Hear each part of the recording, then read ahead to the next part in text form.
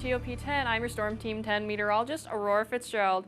Taking a look at today's weather headlines. Is the snow done yet? I will have that later for you.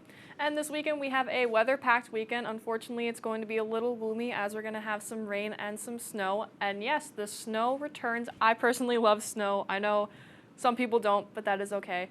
The snow returns later this weekend, going into early next week, and the winter continues as, again, we have the snow and the colder temperatures persist. I'll have your full forecast coming up. WTOP 10 Nightly News starts now. Tonight, the nuclear power plant is testing its alarms. What you need to know before next Tuesday. And the SUNY system is seeing a mass increase in applications for next year. Why is this happening? Plus, from transportation to tolls, we have everything you need to know before heading back home for winter break. It's Thursday, December 1st. This is WTOP 10 Nightly News.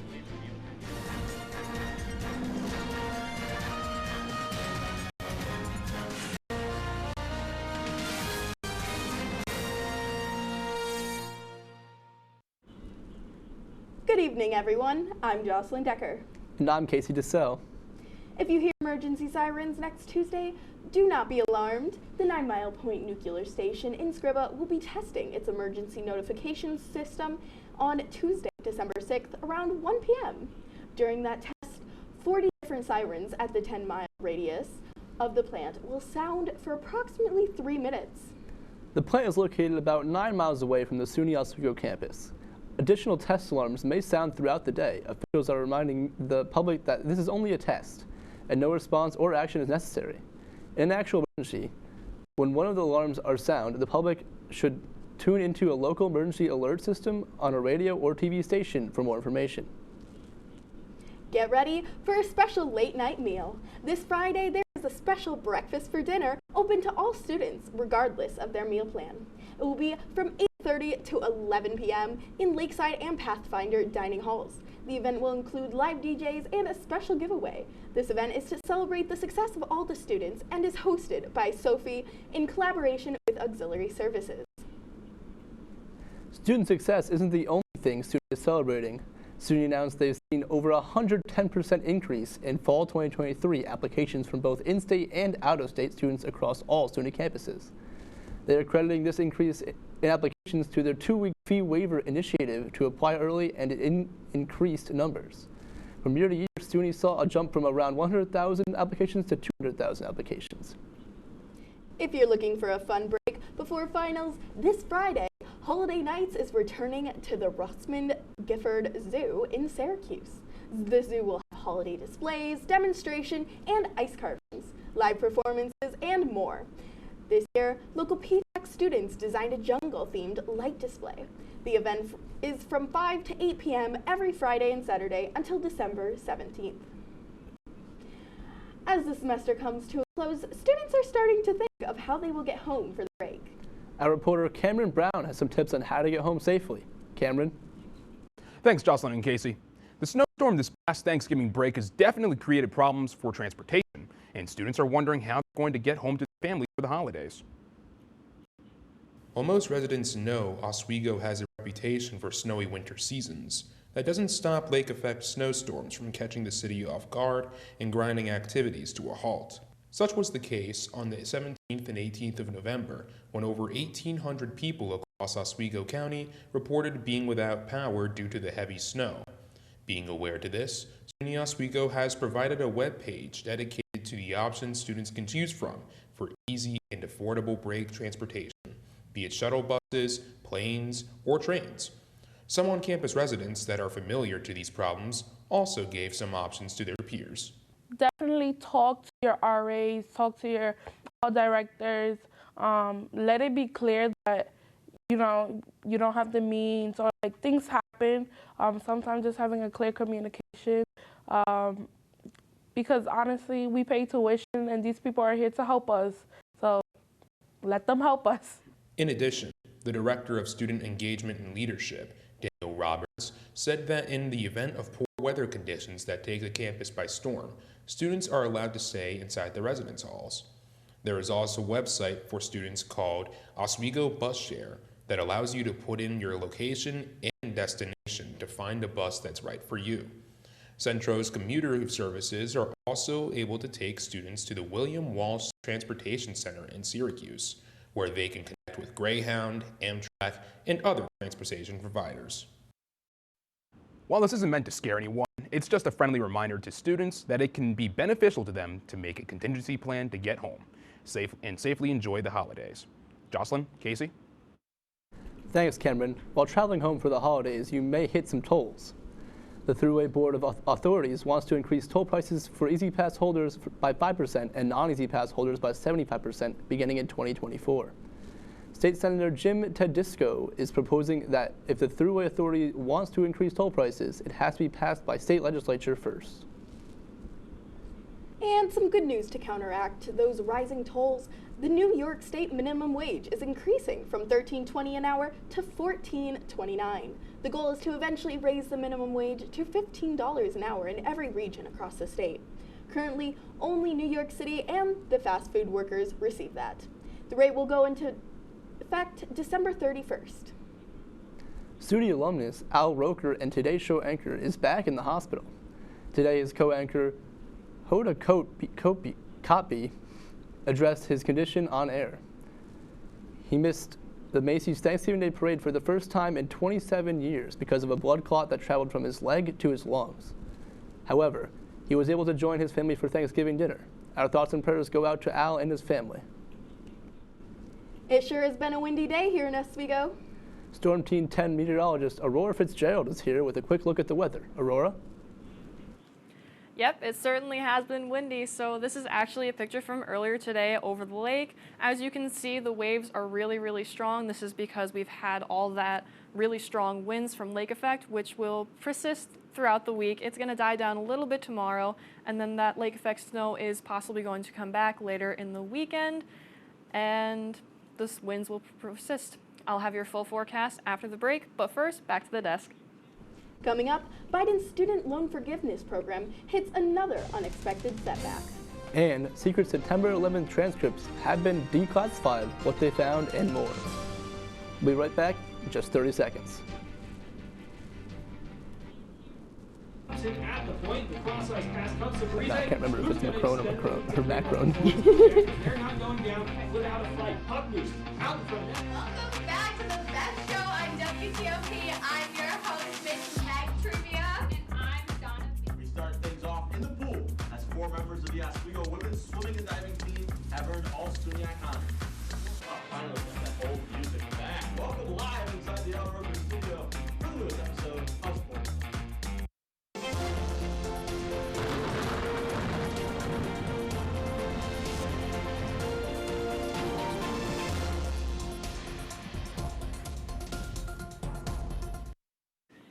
Welcome back to WTOP 10.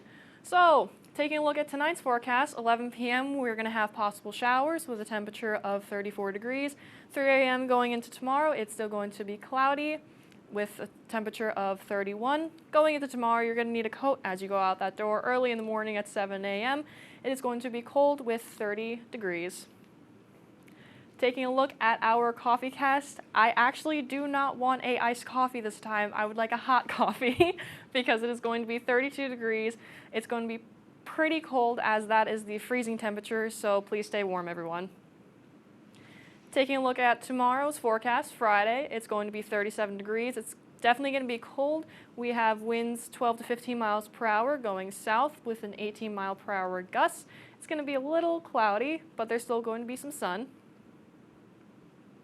Now, this is something I just want to touch upon because we will have snow later in the week. So some winter driving tips, you always have to check your tires. I recently checked mine as I learned how to do it for the first time. You have to check the pressure, make sure they're good. You have to remove the ice and snow from your mirrors, your windshield. It is very important that you do that to protect yourself. And skidding. Skidding is also another thing that can happen, which is very dangerous. So if you ever do skid, just lift your foot off the brake and just turn into the skid so then you can be safe. Taking a look at Friday, 45 degrees as a high, cloudy and rain later. Saturday, it's going to be a little bit of rain, high of 52, a little warmer. Sunday, we're going to have a mix of snow and rain, 38 degrees. Monday, it's going to get a little warmer, some sun. And Tuesday, we're going to have some rain with a high of 47 and chance of showers. Now, All right, thank you very much for that, Aurora. Students here and across the country are waiting to hear more on Biden's student loan forgiveness program, but the Supreme Court is not budging.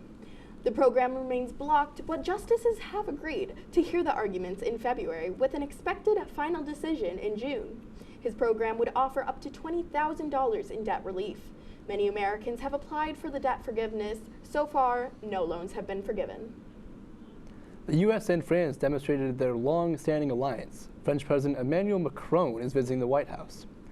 It is the first time since the Biden administration took office. Upon his arrival, Biden praised the French president, calling him a close friend. Both presidents are united in dealing with the Russian invasion of Ukraine. A dinner will be held for Macron tonight. Train stations in Syracuse may have difficulty staying open. Tensions are high on the train tracks, but Congress is passing legislation in attempts to ease the threat of the railroad strike. The bill will now go to President Joe Biden, where it is expected to go from legislation into law, as Biden promised to continue fighting for all of us workers. For the first time in 2 decades, we're learning about what happened during an Oval Office meeting between the then President George W. Bush.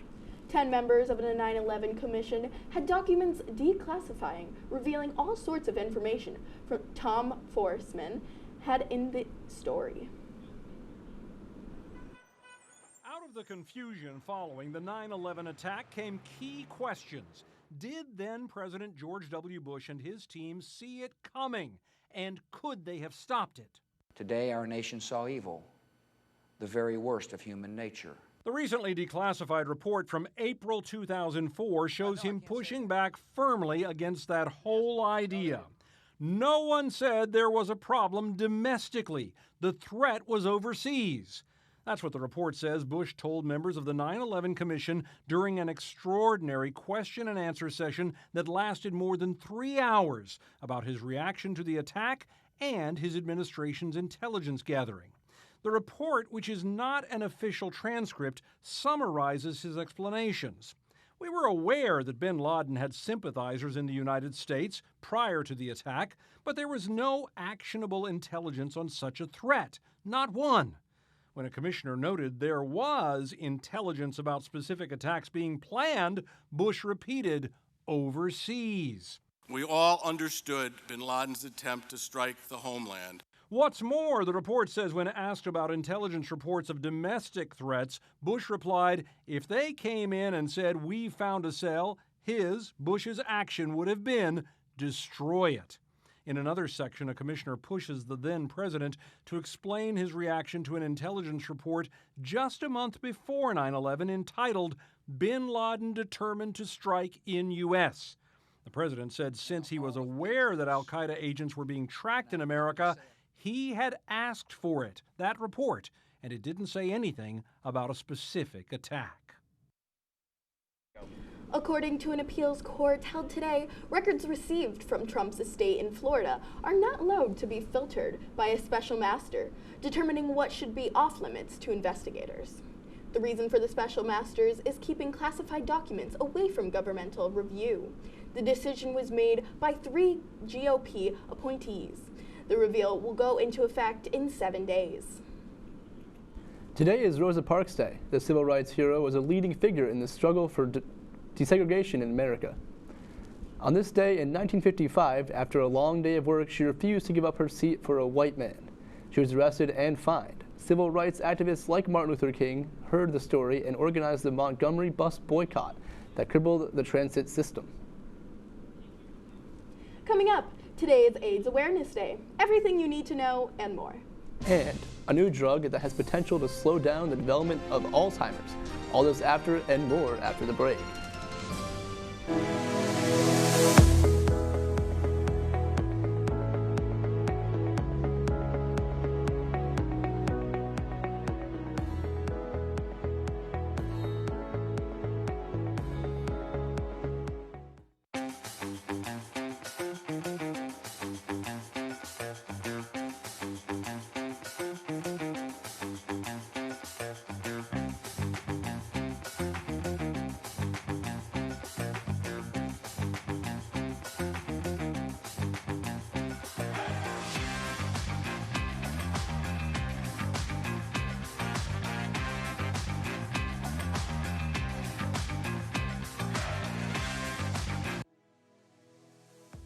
athletics. Aaron, there were 6 big points. This is the one you've been waiting for. This group has never beaten Cortland. Getting started with some men's soccer as the Lakers had 2 conference matchups. For half of the Lakers' goals this entire season.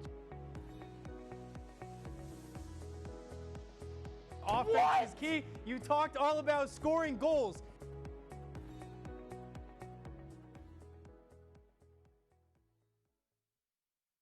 Welcome to Understood.org, a free online resource for parents of kids with learning and attention issues, with personalized recommendations, tools, and daily access to experts to help your child thrive. Understood.org, because understanding is everything.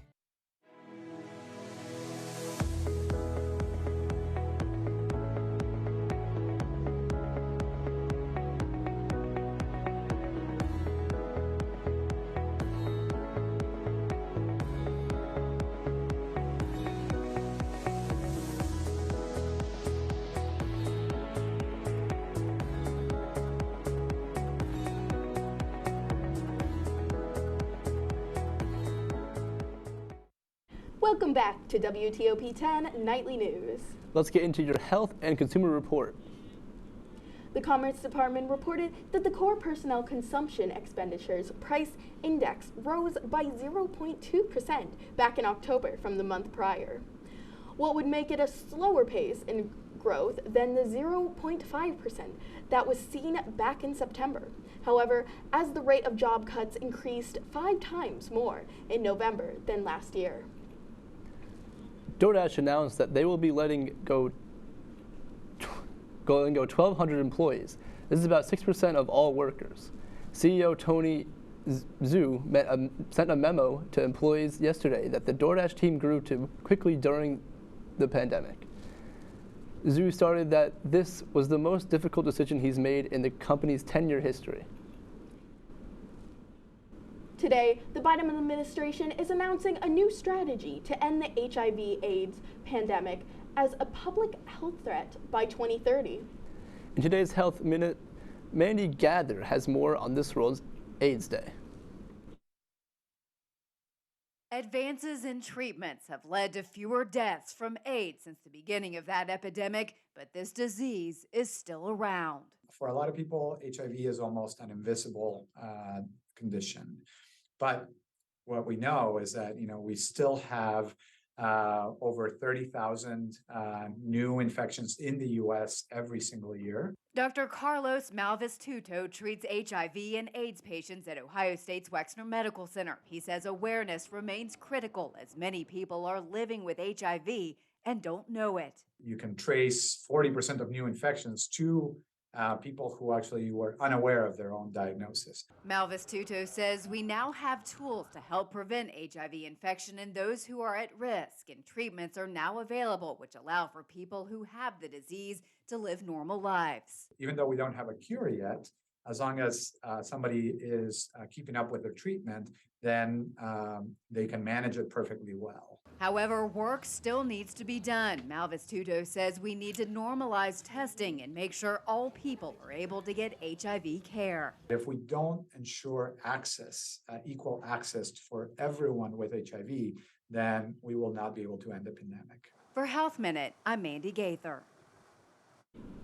New York legislators are looking to expand mental health services on college campuses, which could potentially include Oswego.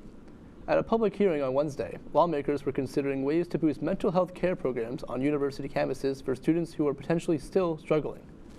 OMH Commissioner Anne Marie Sullivan said students have significant losses in their families, and they need support to be successful in school.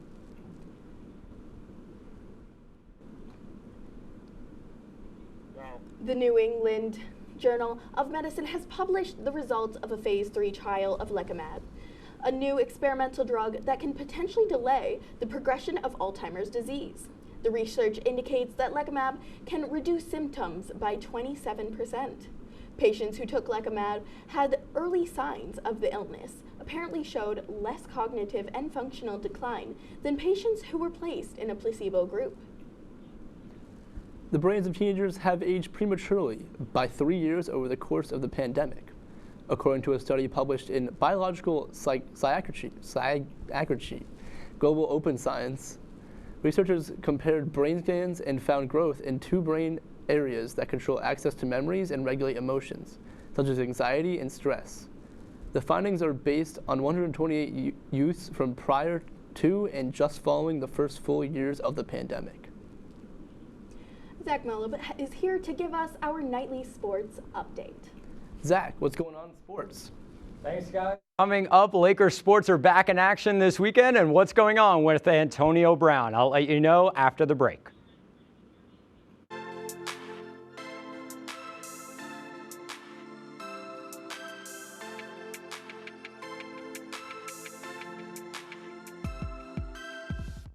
Hey guys, it's me, Isabella Gomez, filling in for Smokey Bear because he's got more to say than just... Only you can prevent wildfires. Like, if you're outside enjoying a barbecue, don't let a hamburger distract you from fire safety. Make sure you aren't dumping your hot coals or ashes onto the ground because that could start a wildfire. So take wildfire prevention seriously and let's save the world one day at a time. Juntos con Smokey Bear, podemos hacerlo. Go to smokeybear.com to learn more about wildfire prevention.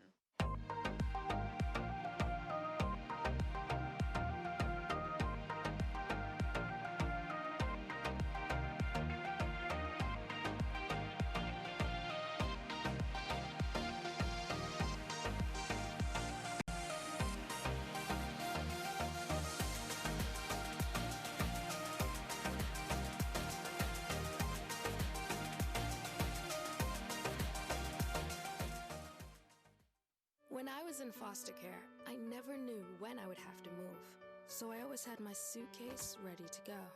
Then one day, I was adopted. My new parents opened their hearts and home to me. My parents cook my favorite breakfast for me every morning. My parents take me on trips I never thought I would go on. They gave me a home and an even better reason to use that suitcase. My parents aren't perfect, but they're perfect for me.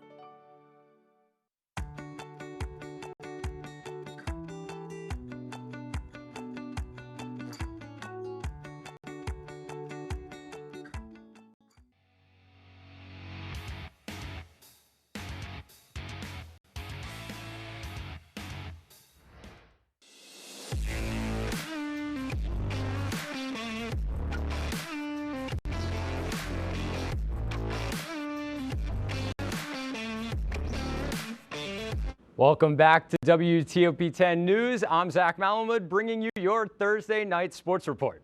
The 12th ranked Oswego State men's basketball team will host the SUNY Brockport Golden Eagles tomorrow night at Max Deal Gymnasium. Both of these SUNYAC powerhouses come into this game sitting at 4-1. The Lakers beat the Fredonia Blue Devils in their home opener on Tuesday, 79-60, with forward Cartier Bowman dropping 22 points and 12 rebounds. Tip-off is set for 7:30 on Friday night between the Lakers and the Golden Eagles. The number 7 ranked Oswego State men's hockey team will also be at home tomorrow night as the Morrisville State Mustangs come to town. It is Teddy Bear Toss 2022, so bring out those teddy bears, Lakers fans. The Lakers are undefeated in the SUNYAC this season at 5-0, while Morrisville enters this game at 1-4. Puck drop is set for 7 o'clock inside the wheelhouse between the Mustangs and the Lakers. Former NFL wide receiver Antonio Brown is wanted by Tampa Bay police for alleged battery. At 5 p.m. this evening, Brown was reportedly in a standoff with police and locked himself in his house, refusing to turn himself in. The alleged victim told police that Brown has 2 guns in his home. The police department says right now this remains an active investigation and won't release more info at this time. The Buffalo Sabres defeated the Detroit Red Wings in a shootout on Wednesday night by a final score of 5-4. Buffalo was up 4-1 at the start of the third period, but surrendered 3 Red Wing goals in just 5 minutes and 40 seconds. Buffalo forward Jack Quinn was the hero on the night with the only goal in the shootout. The Sabres are back home tonight, hosting the defending Stanley Cup champion, Colorado Avalanche. Now let's take things to New York, Madison Square Garden, as the New York Knicks host the Milwaukee Bucks. We're going to get things started in the second quarter. Bucks up by 1. Giannis Antetokounmpo gets way too much room, knocks down the three-pointer, one of his 2 three-pointers on the night. Still in the second quarter, Knicks with the ball. Jalen Brunson goes up top to Mitchell Robinson, slams it home, and the Knicks trail by 2 at the half. Into the second half, game tied at 47. Grayson Allen misses the 3 for Milwaukee, but Antetokounmpo gets the rebound, throws it down for the Bucks. They go up by 2. Now we head to the fourth quarter. Milwaukee lead by 3. Grayson Allen drives into the lane, dishes it off to Giannis with an easy finish at the rim. One of Grayson Allen's 4 assists on the night. Then later in the fourth quarter, Bucks up by 3. Javon Carter lobs it up. Giannis throws it down with authority. We see you, big man. Now 2 minutes to go in the fourth. Knicks down by 4. But Jalen Brunson gets a pretty pull-up jumper to go. The bank is always open on Wednesdays. Now 30 seconds to go. Game tied at 103. Grayson Allen knocks one down, a 3-pointer from the wing, and the Bucks go up by 3. Now the Knicks have a chance to tie. R.J. Barrett throws one up from 3, hits the back ring, and the Bucks would eventually win the game. Drew Holiday gets fouled. The Bucks win their 5th in a row. That's all for your sports report. We'll be right back after this break.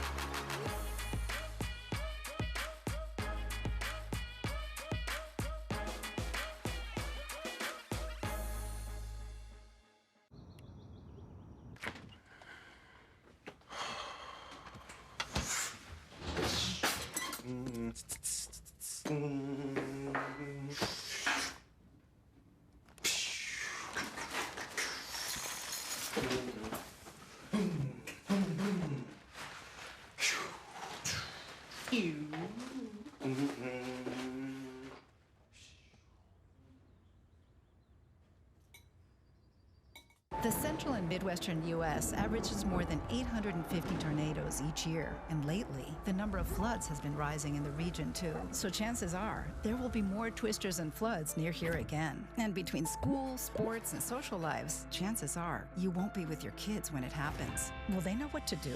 Ready.gov/kids has all the educational tools and information to make the conversation easy. When the time comes, chances are they'll feel prepared, not scared. So talk with your family today. When I was in foster care, I never knew when I would have to move. So I always had my suitcase ready to go. Then one day I was adopted. My new parents opened their hearts and home to me. My parents cook my favorite breakfast for me every morning. My parents take me on trips I never thought I would go on. They gave me a home and an even better reason to use that suitcase. My parents aren't perfect, but they're perfect for me. Hello everyone and welcome back. So finally, this is our last night of news for the semester, so we wanted to take a moment to say a big thank you to all of our crew for everything they do for us. Everyone from the teleprompter to audio, this crew and all the crews at WTOP work tirelessly every week to make our shows look as amazing as they do. We also wanted to give a shout out to our general manager, Merrick, our VP of production, Mike, and our news director, Natalie, for all their support this semester as well. Finally, we want to give a special shout out to tonight's director, Jill Plant, who is graduating next week. Good luck with everything after graduation, Jill. It has been a wonderful show, and I'm so happy to be doing this with all of you guys.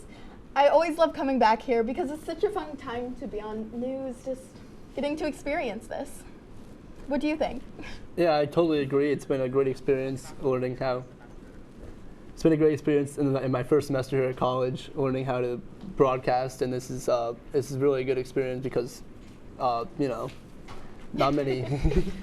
How exciting! How about you? How has it been? This is my first time sports anchoring, but it was a lot of fun. It was a great semester.